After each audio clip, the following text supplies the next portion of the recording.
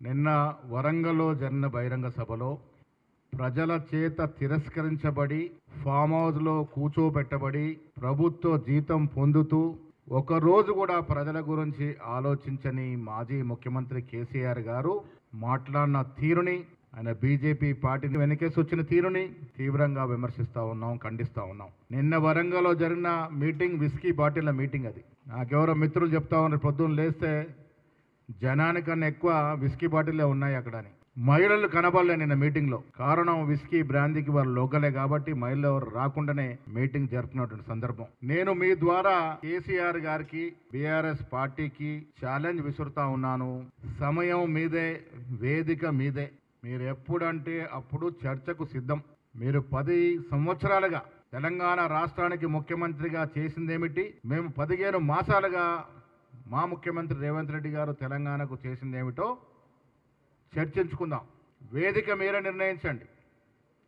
Form హౌస్కి వెళ్ళి బయటకు వచ్చి ఎప్పుడు అంటే అప్పుడు వేదిక మేము వస్తాం, మీరు రండి, చర్చించుకుందాం. దిగిపోయిన తర్వాత కూడా అబద్ధాలతో ప్రజల్ని మభ్యపెట్టే ప్రయత్నం మీద చేస్తూ ఉండే కేసీఆర్, ఇది మంచిది కాదు.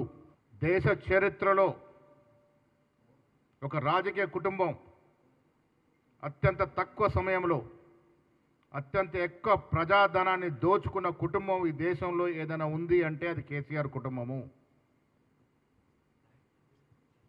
ప్రాజెక్టుల పేరిట, భూముల పేరిట ప్రజల సొత్తుని దోచుకోవడమే కాకుండా ఈ రాష్ట్రాన్ని అప్పుల పాలు చేసి, ఒక దూరదృష్టి లేకుండా, ఒక విజన్ లేకుండా, ఒక ఆలోచన లేకుండా ఇబ్బడి ముబ్బడిగా అప్పులు తెచ్చి ఈ రాష్ట్రాన్ని అప్పులో కూర్చోబెట్టి పలాయనం చిత్తగించిన మనిషి ఇవాళ కాంగ్రెస్ పార్టీ గురించి మాట్లాడుతూ ఉన్నారు. తెలంగాణ మళ్ళీ ఎప్పుడు కూడా బాగోకుండా అంత పాతాల్లోనికి దిగజార్చినటువంటి కేసీఆర్ ఎప్పటికీ తెలంగాణ రాష్ట్రానికి విలన్గానే మిగిలిపోతాడు.